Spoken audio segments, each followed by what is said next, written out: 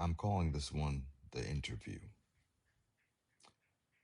Before I read this one, I want you to know this came through the channel submission form about 3 weeks ago. I almost passed on it. The email was short, no subject line, just a name, Marcus Webb, and a message that said, I have a story. It's not fiction. You decide what you want to do with that. I almost deleted it. I didn't. What follows is Marcus's account in his own words, as best as I can present it to you. I cleaned up the formatted, added nothing, removed nothing of substance. Whatever you believe when this is over, and that's between you and whatever's sitting in the dark behind you right now. Let's begin. It states, my name is Marcus Webb.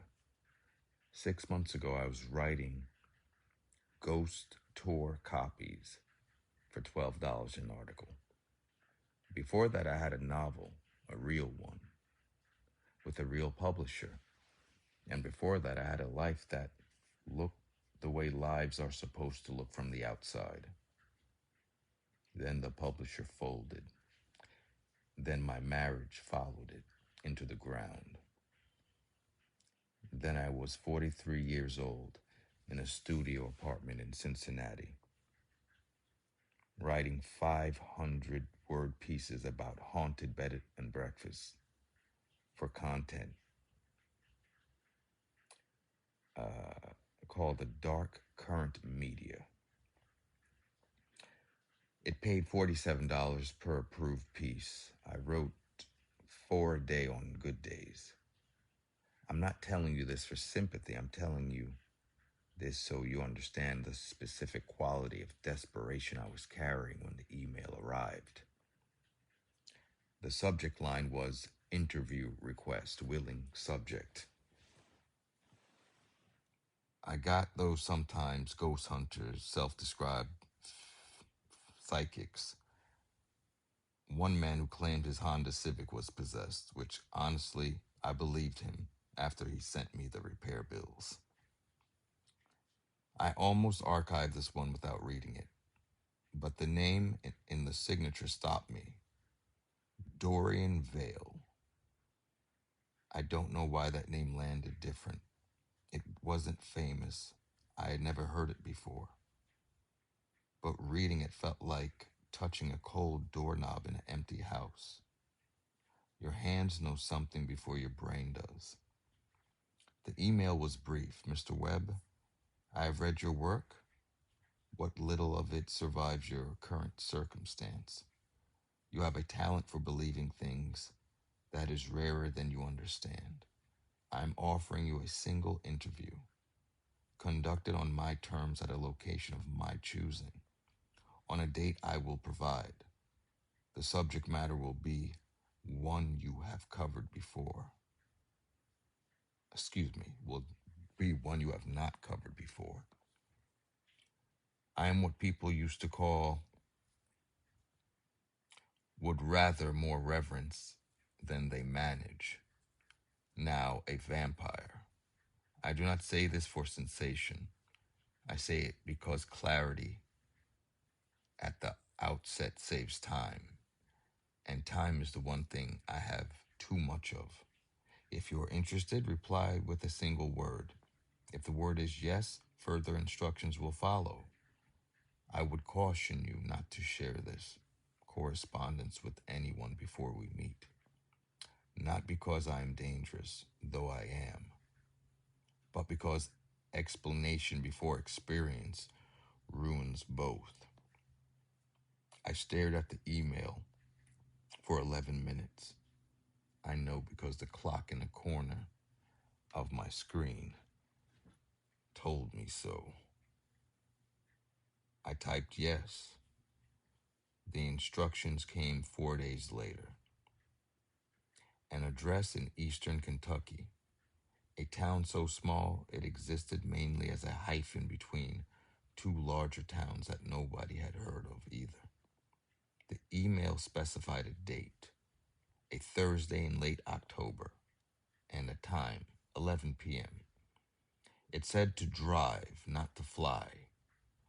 It said to come alone, which I had intended to do anyway because I had no one left to bring.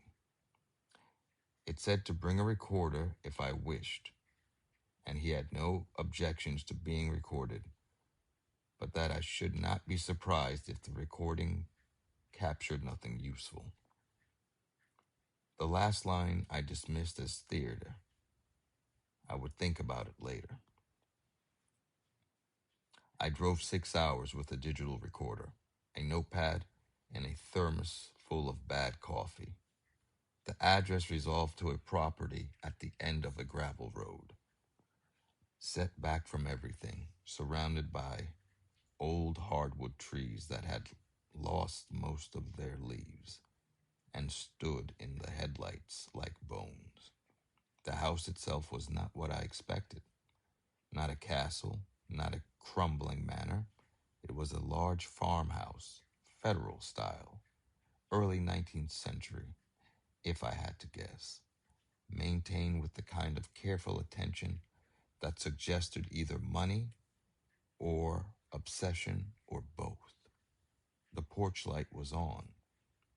There was a rocking chair on the porch, with no one in it, moving slightly in a wind I couldn't feel. I sat in the car for a while, then I got out. Before I reached the porch steps, the front door opened. He did not look like what I prepared myself for. I prepared myself in loose way you prepare for something you don't really believe, for pallor, for dramatic darkness, for performative aesthetics of the thing. What I got was a man who appeared to be in his late 30s, lean with dark hair that had gone silver at the temples, and eyes that were, I want to be careful here because I know how this sounds, wrong in a way. I cannot fully articulate even now, not the color. The color was ordinary, a kind of gray-green. It was the quality of attention in them, the way they found me and stayed. Most people's eyes move, they drift, they recalibrate. They do thousands small adjustments that eyes do. His did not move. They simply held. He extended his hand. Marcus, he said, not a question. Mr. Vael. His grip was firm and very cold and lasted exactly as long as it needed to. Come in, he said. I've opened a wine and I think you'll appreciate. I won't be drinking it. He said it in the way you'd say you've put on a pot of coffee, casually, as though it was simply a fact about the evening that required no elaboration. I followed him inside. The interior was warm and lit by lamps, no overhead lights, and the walls held books, the way old walls hold moisture, thoroughly, in every available space. We sat in a study. He in a high-backed chair that he occupied the way large cats occupy space, with a quality of compressed stillness. Me on a settee across from him, recorder on the table between us, wine in my hand that I drank too quickly because my hands needed to do something. I asked him if I could start the recording. He nodded. I pressed record. Later at home, I played back the file, 47 minutes of audio, in which my own voice is perfectly clear and his not absent exactly, present the way a low frequency is present, a mixture beneath the silence. My questions are there, the spaces where he answered them are there, But his words, his actual words, are buried in something the recorder couldn't resolve. I've spent time with the audio engineers. None of them could explain it. One of them asked me not to send the file again. So what I'm giving you now is from memory and from the notes I wrote in the car afterwards. Windows fogged, hands unsteady, writing as fast as I could before anything faded. He considered, I will do my best to be accurate. I will not claim to be complete. I started where every journalist starts when they don't know where to start. I asked him how old he was. He considered this with what I would come to understand was his characteristic patience. Not the patience of someone waiting, but the patience of someone for whom the concept of waiting has simply ceased to apply. In the way you mean the question, he said, I was born in 1743 in the south of France, a village that no longer exists under any name you would recognize. I did the math without meaning to. 283 years. That number unsettles you, he said, watching me do it. It shouldn't. Numbers are just distance. You are unsettled by the distance. I asked him what he was before the change, before whatever happened to him. A physician, he said, or the closest thing the era had to one. I understood the body. That's important context for what came after. When it happened to me, I understood it differently than most because I had a framework for the physical. I knew what was changing. I could feel the architecture of myself being revised. I asked him, who did it to you? Who made you? He was quiet for a moment that lasted longer than moments usually do. A woman, he said finally. I had treated her for what her household described as a wasting illness. She had been declining for years, they said. She did not look like she was declining to me. She looked like something that had learned to wear decline as a coat. I know that doesn't, I know that sounds strange, but I was perceptive even then. Something in me recognized that what I was looking at was not sick, it was hungry, and it was choosing not to eat. Whether she chose me or whether she simply grew tired of waiting, I never determined. She was not the kind to explain herself. I asked what it felt like, the transition. He looked at me for a long time before answering. You want the cinematic version, he said? Pain and darkness and awakening? There is pain, I won't lie to you about that. But it's not the pain of injury. It's the pain of correction. Imagine if every system in your body that had been running on a flawed assumption was simultaneously informed of its error and forced to adapt. Your heart beats because it has been told by a million years of evolution that beating is survival. When that changes, when the thing that was you is given new information about what survival requires, the heart does not stop gracefully. It argues. Every organ argues. The body is conservative. It resists revision. He paused, and then it stops arguing. I asked him how long that took. 3 days, he said. I was conscious for most of it. That is, I think, the part they don't tell you. The stories make it fast. They bite a death and a rebirth. But the reality is that you are present for your own remaking. You feel everything being taken apart. You have 3 days to make peace with the fact that what gets put back together is not, in any meaning sense, the same thing that went in. The room was very quiet. Outside, the wind moved through the empty trees. I asked him about feeding, about blood. This is where his quality of stillness changed. Not tension exactly, but attention. The way a doctor attention sharpens when you finally describe the symptom that matters. What do you want to know? He asked. I asked what it was like, the taste, whether it was what the stories said. The stories, he said, were written by people who have never experienced it, attempting to imagine something they have no reference for.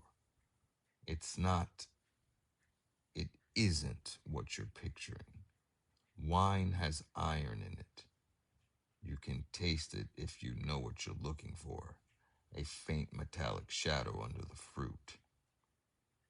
That is not what blood tastes like to me. When I taste is, he stopped. He looked at his hands, which were folded in his lap. And then he looked back at me. I taste the person, he said. Not metaphorically. Chemistry is information. Blood is a document. Age, health, fear, joy, what you ate, whether they've been ill, whether they're in love, all of it is there, if you know how to read it. The first time I fed it after the change, I wept, not because it was terrible, because it was the most complete act of knowing another living thing that I have ever experienced. And because I understood immediately that it would require killing sometimes, and that I would do it anyway. I asked him about that directly, about the killing. He didn't flinch. I am a predator, he said. I don't present that as a tragedy or as pride. It is taxonomy. You are prey animals who become apex predators through tool use and collective organization. You are so accustomed to that position that you've forgotten what it felt like to be on the other side of it. I haven't forgotten. I remember what I was. I remember being soft and brief and mortal. The transition did not make me monstrous. It clarified my position in a hierarchy I already inhabited. I simply moved. I asked him if he felt guilty. For which part, he asked, the feeding or the killing? I said both. The feeding, no, he said. Any more than you feel guilty for eating. The killing, he paused again. That long pause of his that felt less like thought and more like translation. Like he was finding words in a language he had largely stopped needing. I have preferences, he said. I'm not indiscriminate. I have lines I hold to, not because anyone enforces them, but because after 2.5 centuries, a creature without internal structure becomes something even I find repellent. But I will not pretend the lines are always held. I will not perform a conscience for you that is cleaner than the one I actually carry.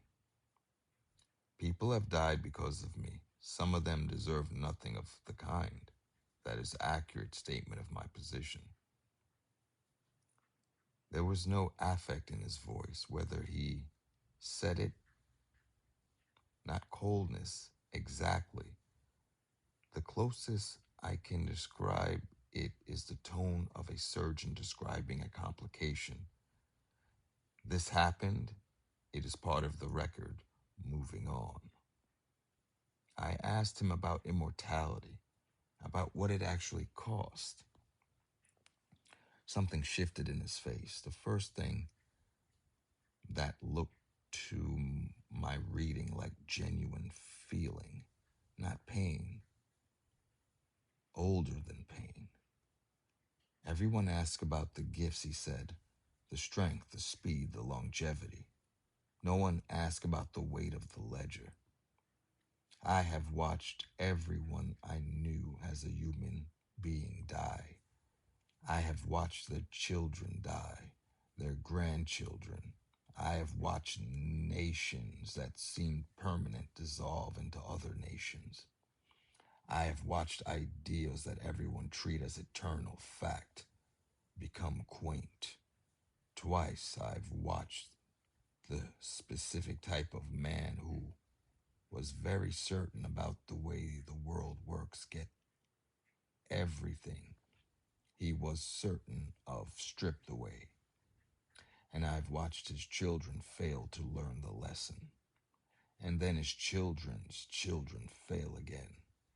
I've watched this loop, he paused, more times than I care to enumerate. He looked at the fire. The loneliness is not what people imagine, he said. It's not the grief of losing people, though that is real and does not diminish with repetition no matter what anyone tells you. It's the loneliness of context. You cannot explain yourself to anyone, not fully, because to explain yourself, you would need a shared frame of reference that spans centuries, and no one living has it. You are always in every conversation translating. You are always leaving most of yourself out the room. He looked back at me then. That is why I agreed to this, he said, not because I want to be known. At this point, the desire to be known is something I've metabolized, I've supposed. The way you metabolize grief after long enough. But occasionally the translation is still worth attempting. You write about things people are afraid of for the people who want to be afraid in safety. There is something almost touching about that. The controlled dose of darkness. The darkness that ends when the video ends. I asked him what he thought about that, about people consuming horror as entertainment. I think it's very human, he said, without judgment. The simulation of mortality, the rehearsal of fear. You are the only creatures I have ever encountered who will voluntarily frighten yourselves for pleasure. When I was alive, and the way he said when I was alive was the most human thing he did all evening, the most recognizable human, a small wince around the words. I understood that impulse, the carnival, the ghost story by the fire. Now I understand it from the outside. You rehearse the darkness because somewhere beneath everything, you are still the animal in the clearing, still aware of what waits past the firelight. The stories are how you remember. He stood then. The interview, I understood, without being told, was over. At the door, he stopped me. Mr. Webb, he said. I turned. Your writing improved when you lost everything, he said. That is not coincidence and is not comfort, but it is truth worth carrying. I didn't know what to say to that. I said, thank you, which felt absurd. He closed the door. I drove the first 20 miles without turning without the radio, without the thermos, without anything but the specific quality of silence that follows a door closing in a dark house. Then I pulled over on a state route in the middle of nowhere and wrote everything I could still hold in my hands. I don't know what Dorian Vael is. I know what he said he was. I know that my recorder couldn't hold his voice. I know that farmhouse, when I tried to find it again 2 weeks later with the address from his original email, resolved to a gravel road at the end of which was a foundation, a stone chimney, and trees growing up through the floorboards that had been rotting for decades. I know that my writing is better now. I know that I no longer use a nightlight, which I had used for 30 years. I cannot tell you exactly when I stopped or why, only that at some point the dark stopped being empty and started being full, which is either better or worse. I haven't decided, Marcus Webb. That's where the submission ends. I read it 3 times now. Every time I get to the last line, I sit with it for a moment before moving on. The dark stopped being empty and started being full. I don't know about you, but I know exactly what it means. I can't decide either. Sleep well tonight. I'll see you in the dark.